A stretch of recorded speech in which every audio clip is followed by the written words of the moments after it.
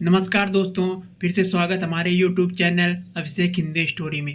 आज मैं आपको सुनाऊंगा 3 अमीर नंदों की गरीब भाभी। हिम्मतपुर में रहने वाले रमेश की शादी गांव की एक गरीब लड़की रंजना से हुई थी। रमेश एक सरकारी कर्मचारी था। वह अपने एक दोस्त की शादी में हिम्मतपुर गया था, जहां उसकी मुलाकात रंजना से हुई।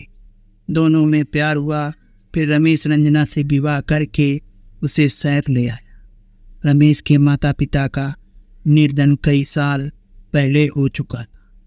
उसके परिवार में उसके अलावा उसकी 3 बहनें रागिनी, माया और नैना थी।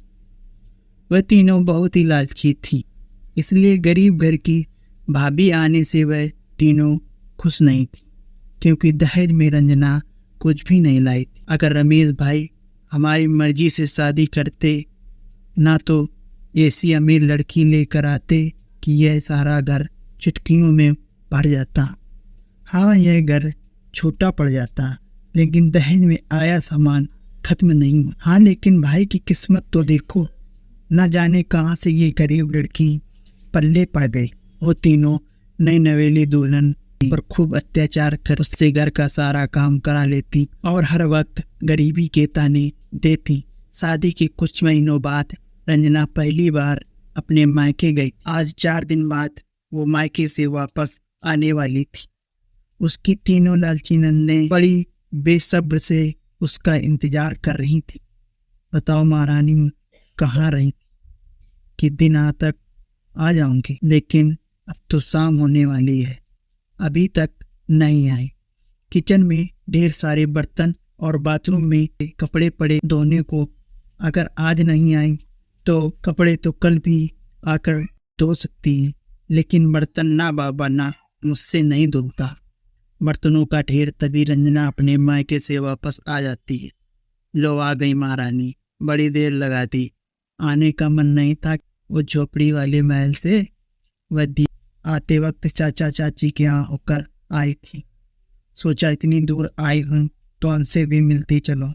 अच्छा, फिर कुछ दिया भी उन्होंने या बस यूं ही सूखा सूखा भेज दिया?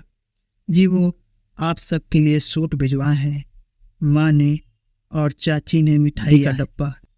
अच्छा लाओ तो दिखाओ जरा। दीदी बहुत थक गई, जोरों से प्यास भी लगी है, पहले थोड़ा पानी पी लूँ। हाँ हाँ ठीक है ठीक है। रंजना जैसे ही किचन में जाती, वह तीनों जल्दी से उसका बैग खोलती। उससे ऊपर मिठाई का डब्बा रखा हुआ था। वो तीनों मिठाई का डब्बा खोलकर जल्दी से उसमें से कुछ मिठाई खा लेती। कुछ देर बाद रंजना बाहर आती है। वो तीनों नंदों को अपनी गरीब माँ के दिए हुए सूट देती। वो सूट देखकर कहती हैं कुछ खास नहीं है।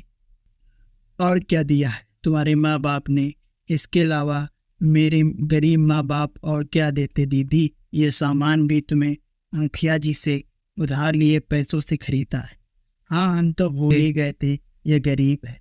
चल अब जो रसोई में बर्तन पड़े हैं उन्हें धोने के बाद कपड़े धो देना, फिर हम सबके लिए खाना बनाकर तैयार कर देना।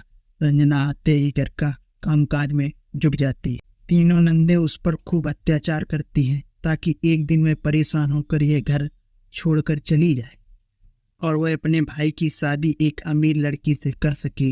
रमेश काम के सिलसिले में अक्सर बाहर रहता, इसलिए वह इस सब बातों से अनजान था। एक रात रंजना अपने कमरे में सोई होती है, तभी उसे किसी के चीखने की आवाज़ें आती हैं। वह भागते हुए अपनी नंद के कमरे में जाती है, जहां मोहल्ले के 3 बदमाश लड़के उनके साथ जबरदस्ती करने की कोशिश कर रहे होते। यह देखकर रंजना जल्दी से नजदीकी के पुलिस स्टेशन में फोन कर देती है। साथ ही एक बड़ा सा डंडा लेकर आती है और उन तीनों को खूब पिटाई करती है। कुछ ही देर में पुलिस भी वहां आ जाती है और उन तीनों बदमाशों को पकड़ कर ले जाती।